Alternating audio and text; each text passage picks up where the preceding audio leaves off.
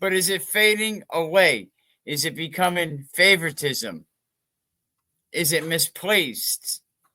Are we misplacing the values? What does it mean to earn this accolade? What does it mean to be coach of the year? In this landscape we are in right now, what does it mean? Is it awarded to the coach who steers a talented team to victory? Is it awarded to a coach who maybe has a stacked team? You have all the right players in all the right places, and it steers you to a victory? Or is it a consolation prize? Is it a consolation prize for a coach that's resigning or that his time is coming to an end? What is it?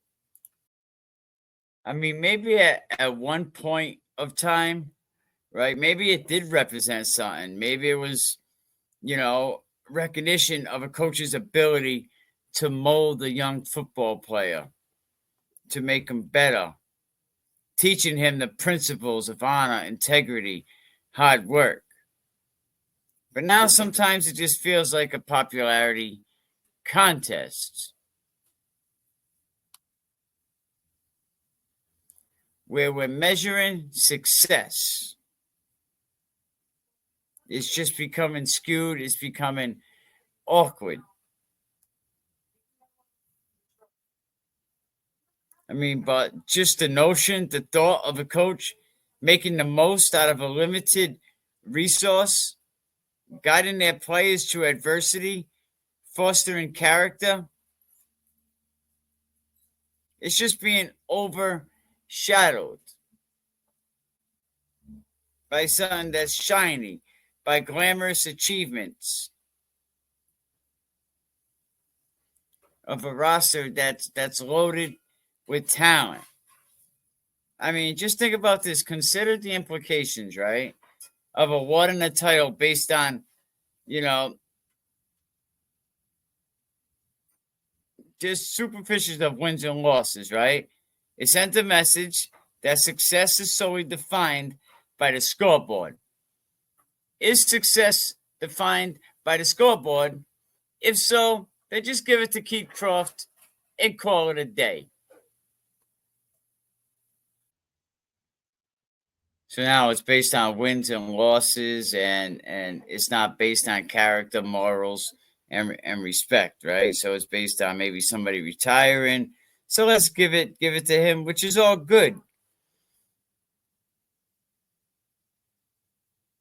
I mean, the process of recognizing talent and coaching extends beyond the field, right? So these coaches should be evaluated not just on their win-loss record, but on the values that they instill in their players. Like Nadim Robinson said, what are we doing for the culture? What are we giving back to the communities that support us day in, day out on this football grind? What are we doing for them? Are these coaches promoting teamwork, resilience, right? Are they just becoming an environment where young athletes can drive both on and off the field? Because that's what we need. We need to make better men. We do not have better men in society. So these right here are the qualities that should be celebrated. Not just the trophies in the cabinet, in the hallway.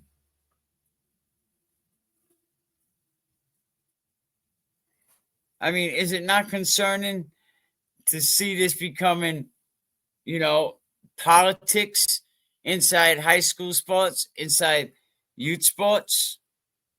Decisions are influenced by bias rather than the merits of the individuals involved. And we see it all the time. You can't say that's cap. By the way, that's cap. Hit the Cash App. I mean? I encourage anyone to please make a donation. I really appreciate it to keep the program going. The monthly streaming bills are coming in. They're going up and up and up. It's like $45 now. But a lot of favoritism. I mean, honors alone are handed out because of favoritism.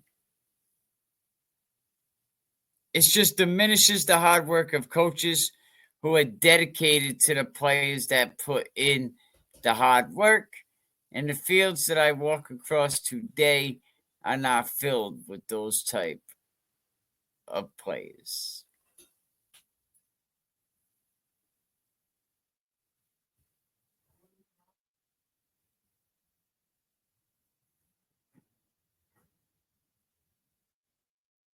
How about let's talk about the way that coaches are reporting their stats to Max Preps.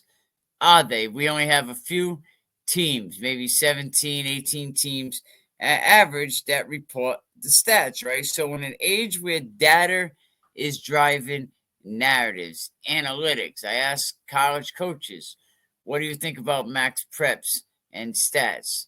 Love it. We love to be able to look up a player. We want to know if this is like a once in a lifetime type situation.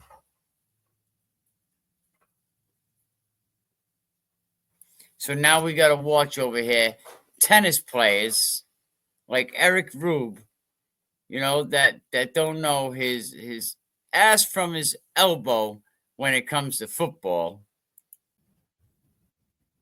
So we really got to look back on what it means to be coach of the year.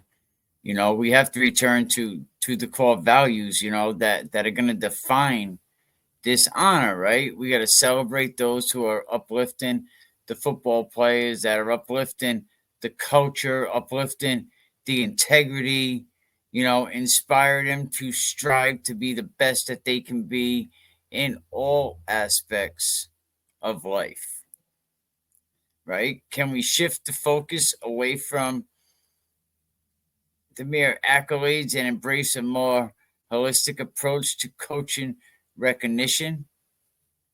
So in a society that's increasingly value achievements over character, that's important, right? Achievement over character, not, let's not forget that the true measure of a coach is not in the trophies that they collect, but it's in the lives that they touch, not what's in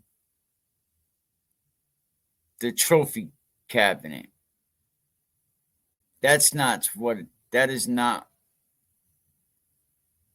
forget that. But the lives that they touch, the values that they instill. It's definitely time for a reevaluation of what being coach of the year means, and to honor those who represent the very best way of what sports should be and what a real coach of the year should be. Don't go nowhere. When we get back, we're going to react to who will LaSalle hire to replace Coach Marcone. Brought to you. And how do we even listen? How do we even listen to this guy? Like, look, guy, and like, this is the guy. This is your guy right here. This is your guy. The guy, like the tennis player that got bullied by jocks as a townie. This is your guy. Well, let's see what your guy has to say. High school football season just ended. Who will be LaSalle's football coach? We're gonna cut out all the fat, get all this BS. He said if schools tab someone who doesn't work out, It could no dive in the program, could take years to recover, of course. So let's put more fear into them. Who should they hire? That was a very good question. Who they should hire. This guy, clown sauce. Who should they hire?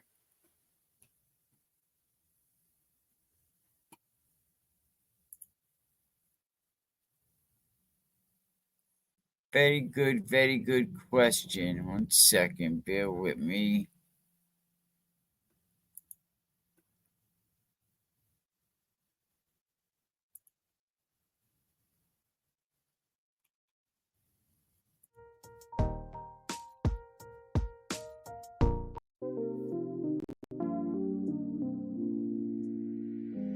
So who should they hire, Eric? Let us know. Now we get into this in 1 second. I just had to fix something. Okay, got that. You know, he's just trying to guess is the fun part, and since the season is over, you know, ways to have fun with the off season. Okay. Now, originally, this was a 5-name list, and I said that last week. Originally, he had Stanley. Of course, he's a Stan for Stan. We all know Eric stands for Stan, right? Okay. You know, so you knew Stan had to be on this list. Stanley Dunbar, Suffield Academy assistant coach. If LaSalle wants to make a statement, hiring Dunbar would make one. Dunbar's breakthrough elite football 7-on-7 changed the landscape for skilled position players in Rhode Island, and most of the state's best have played breakthrough at some point in their careers. Okay, Eric, but what does this have to do with high school football? Dunbar has experience as we're getting somewhere. As a head coach with his work at Coventry. Dunbar won 5 games total. Won 5 games. And Westerly, he made it to the semis and failed. He went against Sassy and failed. So again, what has Dunbar done in local Rhode Island high school football? Well, a whole lot of not much. But he did get Coach of the Year for winning a pair of games. As an assistant at Suffield, he's getting exposure to what it takes to be a head coach at a private entity. Hiring Dunbar would draw plenty of interest from players around the state and keep things moving in the right direction. If LaSalle can find a way to get him a job in the building, it could end up with its coach for the next 20 years.